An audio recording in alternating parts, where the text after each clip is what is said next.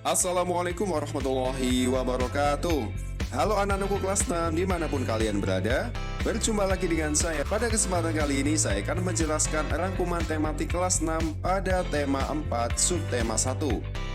Ada 5 muatan pada video pembelajaran ini. Yang pertama adalah PPKN tentang keberagaman.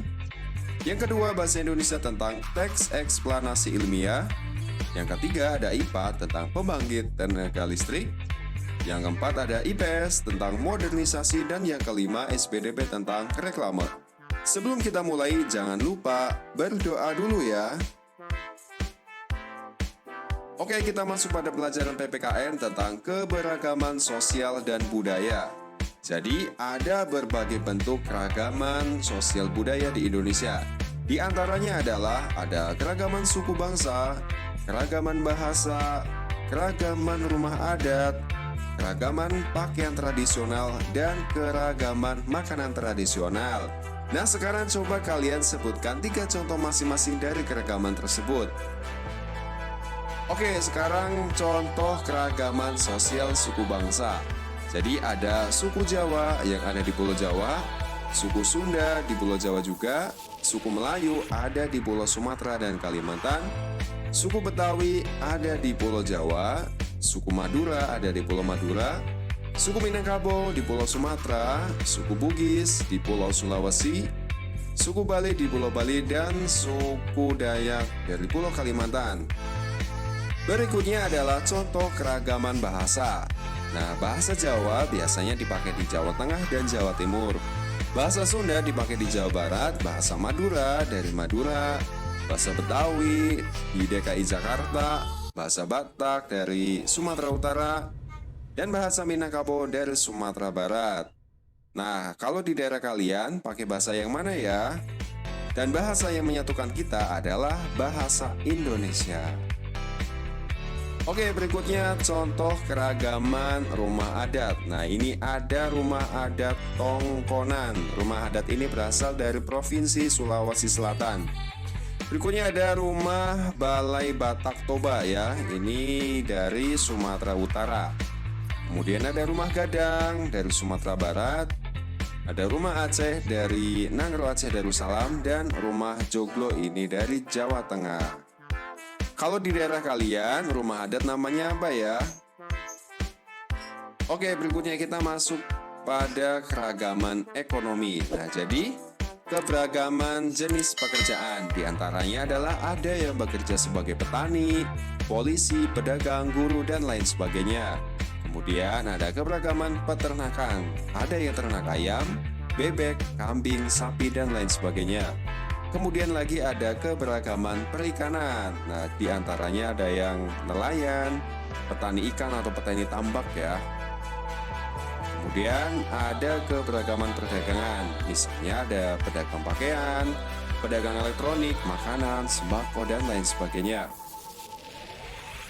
Nah, sekarang kita masuk pada pelajaran bahasa Indonesia tentang teks eksplanasi ilmiah. Jadi, teks eksplanasi ilmiah ini adalah teks yang menerangkan suatu proses yang bersifat ilmu pengetahuan alam. Teks eksplanasi ini berfungsi untuk memberikan penjelasan kepada pembaca tentang proses terjadinya sesuatu yang disusun menurut prinsip sebab akibat. Kemudian teks eksplanasi ini terdiri atas ada pernyataan umum atau pembukaan, deretan penjelas atau isi, dan penutup sebagai kesimpulan. Sekarang kita belajar bagian-bagian teks eksplanasi ya. Jadi yang pertama ini ada bagian umum atau pembuka, berisi informasi singkat tentang apa yang akan dibicarakan atau diinformasikan. Kemudian yang kedua ini ada deretan penjelas. Nah, ini berisi urutan uraian atau penjelasan tentang proses dari peristiwa yang terjadi dan dijelaskan secara bertahap atau berurutan. Yang ketiga ini ada bagian penutup. Nah, bagian penutup ini adalah kesimpulan yang berisi interpretasi atau pendapat singkat penulis tentang topik yang dijelaskan. Oke, berikut ini adalah contoh bagian teks eksplanasi. Bisa kalian buka buku temanya, yaitu tema 4 halaman 25. Nah, bagian pernyataan umum atau pembukaan ini adalah Listrik memiliki peran penting di era globalisasi. Tidak dapat dipungkiri bahwa globalisasi terjadi karena perkembangan teknologi di berbagai bidang. Nah, untuk bagian deretan penjelasnya diantaranya adalah setelah energi listrik dihasilkan di pusat pembangkit, energi listrik tersebut kemudian dinaikkan tegangannya oleh transformator penaik tegangan hingga 500 kV. Kemudian disalurkan ke berbagai tempat menggunakan sistem transmisi yang dinamakan saluran udara tegangan ekstra tinggi atau SUTET.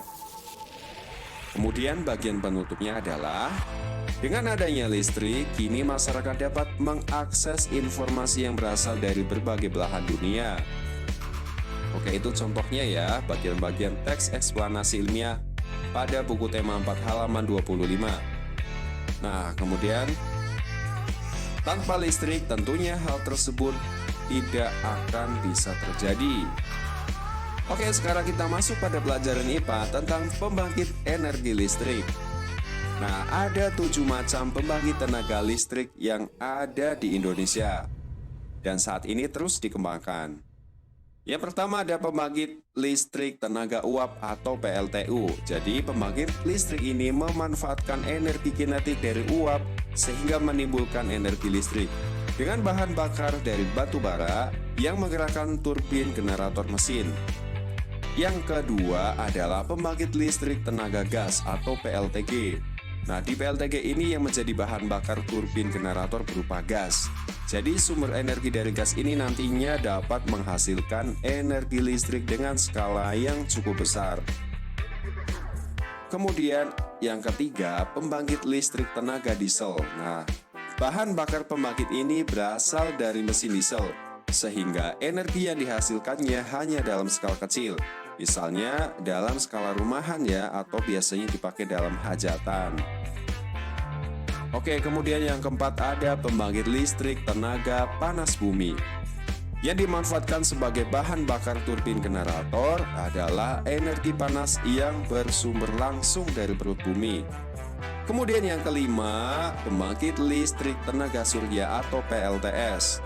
Sumber energinya berasal dari panas matahari. Biasanya banyak dijumpai dari unit-unit rumah, hunian, ataupun bangunan, atau juga bisa area yang cukup terbatas. Kemudian yang keenam ada pembangkit listrik tenaga air atau PLTA.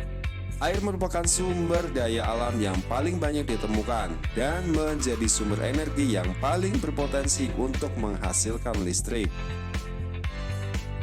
Kemudian yang ketujuh adalah pembangkit listrik tenaga angin atau bayu, yaitu PLTB. Memanfaatkan tenaga yang dihasilkan oleh hembusan angin. Ada 2 jenis PLTB di Indonesia, yaitu PLTB di darat dan PLTB di lepas pantai. Nah, sekarang masuk pada proses pada pembangkit listrik tenaga air atau PLTA. Silakan kalian perhatikan pada gambar. Yang pertama adalah air, kemudian masuk melalui pintu dan diatur oleh katup pengaman nomor 3. Nah, selanjutnya nomor 4 ini air masuk ke tangki pengaman tekanan. Yang kelima, air ada di dalam pipa pesat. Kemudian mengalirkan dan mengarahkan ke air turbin melalui katup pengatur tekanan pada nomor 6. Air kemudian menggerakkan turbin. Energi gerak tersebut kemudian diubah menjadi energi listrik oleh generator pada nomor 8. Energi listrik dari generator ini diatur oleh transformator nomor 9. Energi listrik kemudian disalurkan ke konsumen. Nah, bagaimana sih listrik bisa sampai ke rumah kalian? Jadi pembangkit listrik ini dihasilkan di pusat pembangkit. Kemudian listrik ini disalurkan ke berbagai tempat menggunakan sistem transmisi, yaitu saluran udara tegangan ekstra tinggi atau SUTET. Nah, listrik ini masuk ke gardu induk. Kemudian listrik disalurkan ke gardu distribusi dan menjadi tegangan rendah, yaitu 220 volt untuk disalurkan ke rumah warga. Nah, mengapa sih bisa terjadi mati lampu atau listrik padam? Nah, faktor-faktor yang menyebabkan mati lampu diantaranya adalah ketidaksiapan pembangkit tenaga listrik, kemudian ada gangguan transmisi atau gangguan distribusi, Dan yang ketiga adalah gangguan alam seperti adanya petir, pohon yang tumbang, dan hewan yang menyentuh jaringan. Oke, berikutnya ini adalah ada penemu PLTA. Jadi, Nikola Tesla adalah penemu sistem pembangkit dan transmisi listrik pada tahun 1895. Nikola mengembangkan penemuannya dengan membangun pembangkit listrik tenaga air atau PLTA pertama di dunia. PLTA ini memanfaatkan air terjun yang ada di Niagara, Amerika Serikat. Selanjutnya kita masuk pada pelajaran IPS, yaitu peran Indonesia di lingkup ASEAN. Bentuk kerjasama Indonesia dengan negara-negara Asia Tenggara di masa globalisasi adalah kerjasama pertemuan Menteri Luar Negeri ASEAN, mengadakan pertemuan ASEAN Squared, dan memajukan ilmu pengetahuan dan teknologi di ASEAN. Nah, contoh kerjasama di bidang sosial budaya negara ASEAN adalah pengembangan sumber daya manusia, peningkatan kesejahteraan, program peningkatan kesehatan atau makanan dan obat-obatan, pertukaran budaya dan seni, dan juga festival film ASEAN, dan penyelenggaraan pesta olahraga 2 tahun sekali atau SEA Games. Apa sih globalisasi? Globalisasi adalah proses mendunianya suatu hal. Jadi, globalisasi ini didukung oleh berbagai faktor seperti perkembangan teknologi, transportasi, ilmu pengetahuan alam, dan telekomunikasi. Globalisasi ini berpengaruh pada perubahan berbagai aspek kehidupan dalam masyarakat. Kita pun bisa merasakan betapa mudahnya berkomunikasi dengan sahabat dan keluarga melalui smartphone. Apalagi di masa pandemi seperti ini, kita belajar secara daring ya. Itu termasuk contoh globalisasi. Oke, sekarang kita mengenal seni batik. Nah, seni batik ini berawal dari seni tradisional yang dibuat khusus untuk para petinggi keraton pada zaman kerajaan di Nusantara. Seiring dengan perkembangannya, kain batik telah dipakai oleh berbagai kalangan, bahkan telah mendunia. Pada tanggal 2 Oktober 2009, UNESCO memberikan pengakuan dan mengesahkan secara resmi batik Indonesia sebagai warisan budaya dunia. Sekarang kita masuk pada pelajaran SBDP tentang reklame.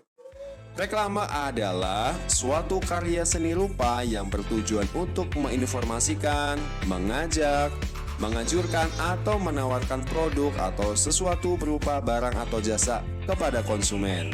Tujuan reklame ini untuk menginformasikan, meyakinkan, mengingatkan, dan menawarkan suatu barang, jasa, kegiatan, atau pesan tertentu.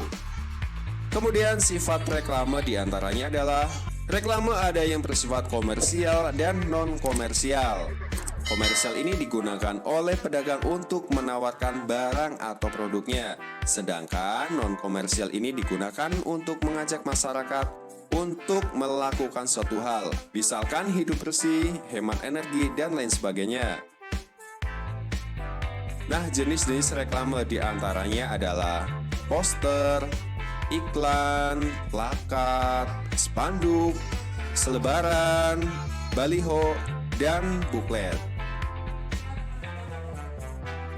Oke, ciri-ciri reklame yang baik diantaranya adalah reklame dibuat menarik sehingga pembaca ingin mengikuti anjuran atau membeli barang yang ditawarkan. Slogannya jelas dan mudah dimengerti. Bahasanya baik dan menarik dengan ukuran huruf yang sesuai. Kemudian ada ilustrasi menarik dan mudah diingat. Dan yang terakhir adalah tata letak gambar dan tulisannya juga baik.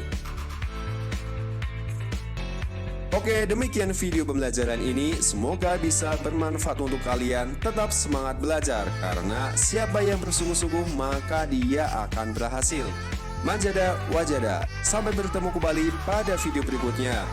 Assalamualaikum warahmatullahi wabarakatuh.